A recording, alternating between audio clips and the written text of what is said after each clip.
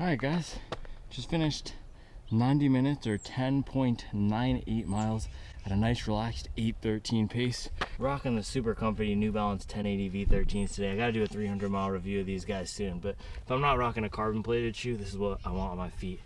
Today we're gonna break down 5 of the key workouts. That's a 5 for you. 5 of the key workouts I did that helped me get that sub 120 PR last year. This is a question that came from my guy Jeron, and he's training to go sub 120. I know some of you guys are also training to go sub 130, sub 120, and we did the best half marathon high mileage training workouts, and then last week I did low mileage training. So today we're gonna merge it together, and the 5 key workouts that I'm gonna give you can work for you no matter the pace, no matter how long you've been running. These are insights that you'll be able to apply into your running to help you take it to the next level, whether you're running a 2-hour half marathon, 2:30 half marathon, or you want to crack sub 110. So with that, I'm gonna change, go to class, do some family stuff, and then we're gonna pop out to the backyard to give you these insights. Let's get into it.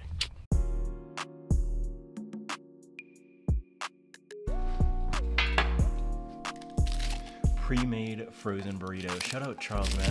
She makes all this awesome stuff for us. This guy in here has like vegan chorizo, black beans, and with it being pre-made, you just pop it in the oven for 30-35 minutes and it has everything I need to not be underfueled. It's great.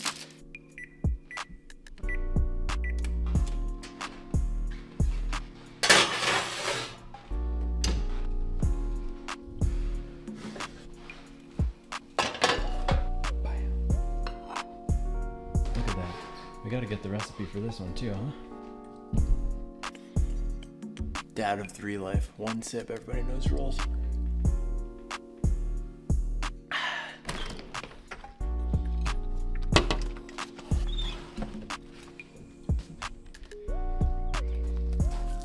All right, guys, another beautiful day out here in the Carolinas. I don't even know how it's possible to have these 50, 65 degree winter days out here. It's amazing. I grew up in the north and it was not like this. Let me tell you that. Massachusetts winters are absolutely brutal. And then going to college in New York City, I can still feel the wind whipping right through those tunnels in Midtown. It just attacks you under your goose down coat. It's horrible. Anyway, we're out here today, beautiful day. And let us get into some of the key workouts that I did when approaching my 119 PR last year. And actually, before we get into that, if you've been watching this channel for a few months now, you know that every Saturday I will typically post the weekend deal update with the 10 best running shoe deals. This weekend, I'm gonna do it as an email, and I might just start doing it like this going forward. So with that, I will put the link below so that you can sign up so that you can get these deal updates into your inbox.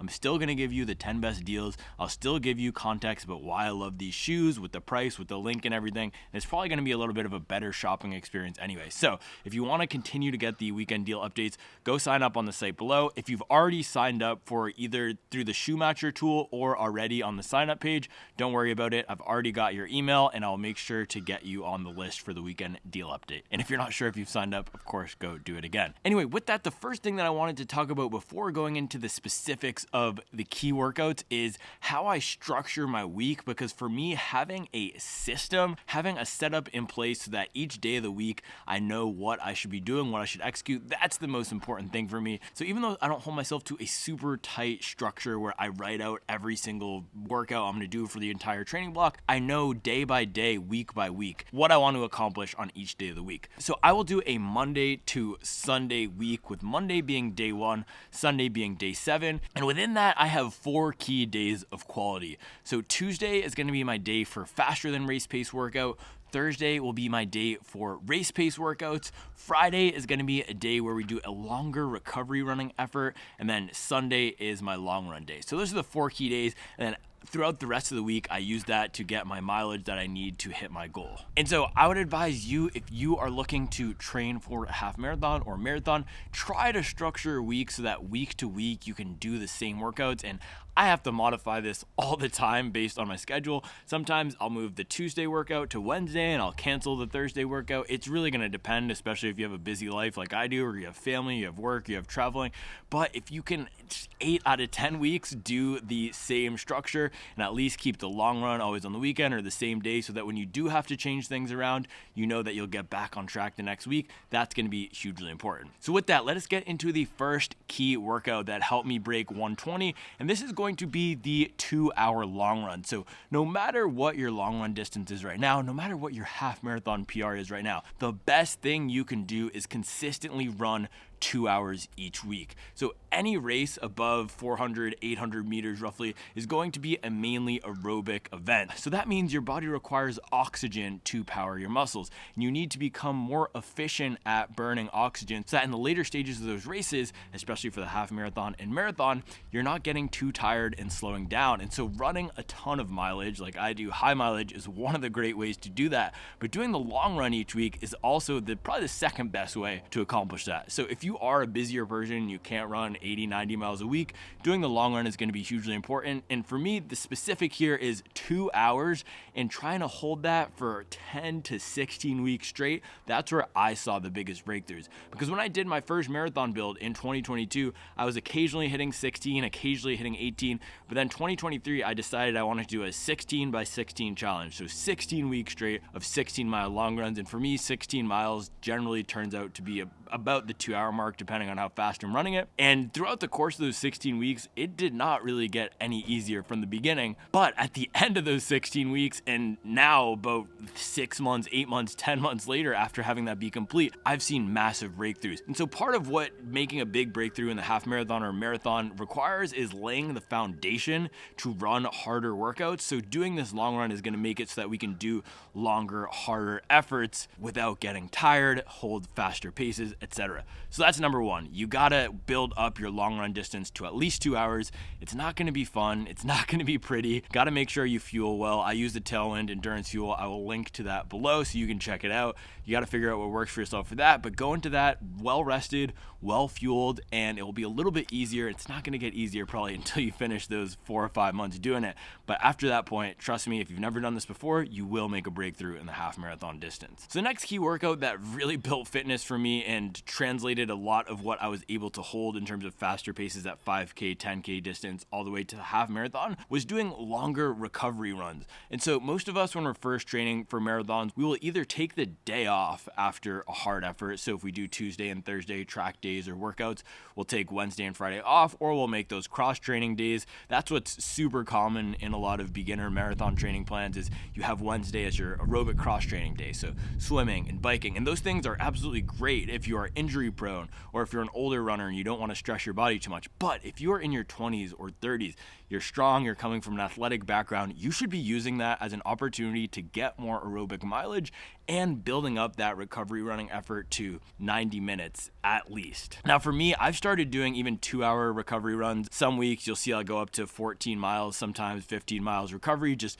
cruising out there in those New Balance 1080s, or just get a nice soft cushioned shoe for this. Have fun, no pace, don't worry about anything, just enjoy the beautiful blue skies, the birds chirping. This is an opportunity again to get some aerobic mileage in, also to just get moving and grooving after a hard day, to build consistency. But you're gonna see a lot of breakthroughs if you're only running a 30-minute recovery run or not doing any recovery running at all, because this is gonna give your body just a little bit extra stimulus and keep building up that aerobic base. Now, these first two workouts I'm highlighting are not sexy. Doing a 2 hour long run is not sexy. Doing a 90-minute recovery run is not sexy, but that's really what worked for me, building the system of mileage where I could and just making sure that I was doing everything I could to build the foundation so that when I layered on these next 3 key workouts here, I was able to execute them really well. And so with that, let us get into the third key workout here. And this is going to be the crux of what makes you a great half marathon runner and what took me from probably 125 down to 119.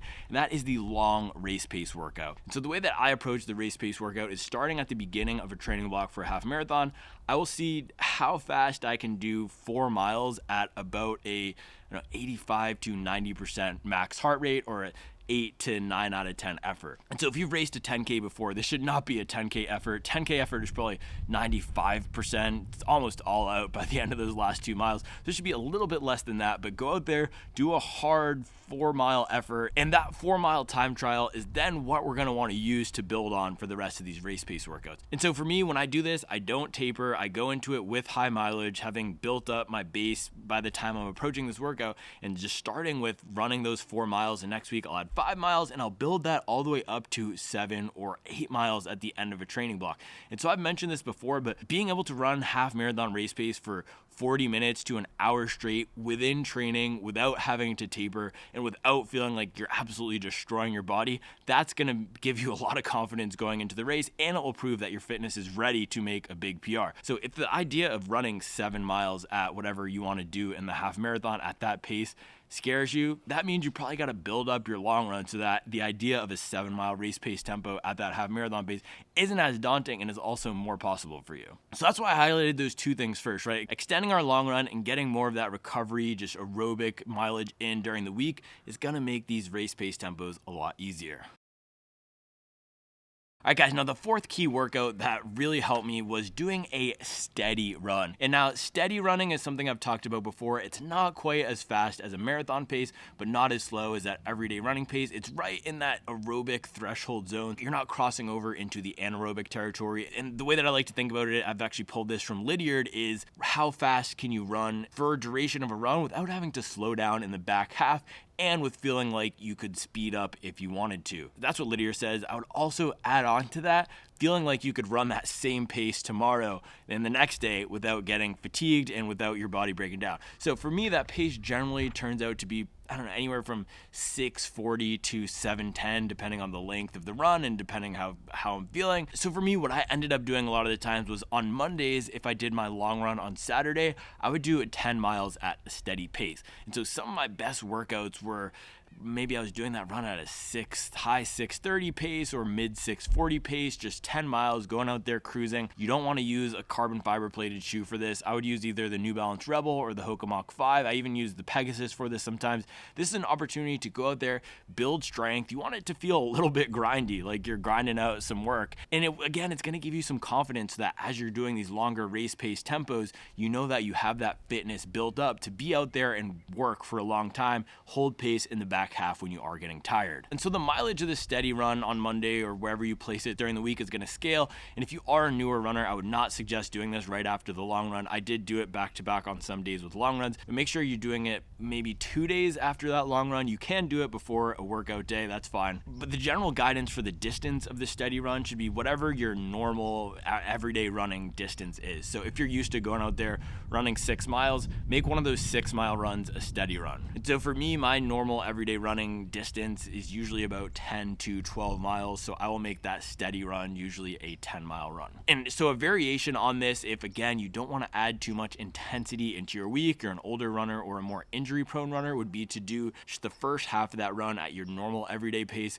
and then pick it up in the back half to marathon pace or even faster. Sometimes I would finish these steady runs at a half marathon progression or even dip below 6-minute pace and get into that 10K pace zone. And this is a great way to see your fitness progress over a training block. If in the beginning of that training block, you start with 10 miles on Monday at just a recovery effort, even after the long run or an aerobic pace, and then by the end, you're running it just a little slower than marathon pace, finishing at marathon pace or half marathon pace, that's a great way to see that you are getting stronger and that you're ready to go attack that PR. So this is one that you got to be a little bit careful with to make sure you're not adding too much intensity in during the week. So again, you got to listen to your body. You got to know your body. The watches that we have, the data is all great.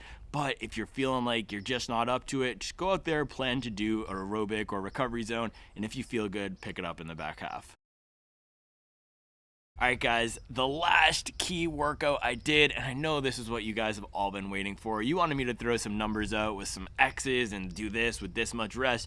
I'm going to give it to you. I'm going to give the people what they want. So the last key workout I did is these Hanson's strength style workouts, and I absolutely love the Hanson's training method. I pull from it a lot in my own system. I pull from Hanson's, I pull from Lydiard, I pull from Daniels. It's a little bit of a hodgepodge.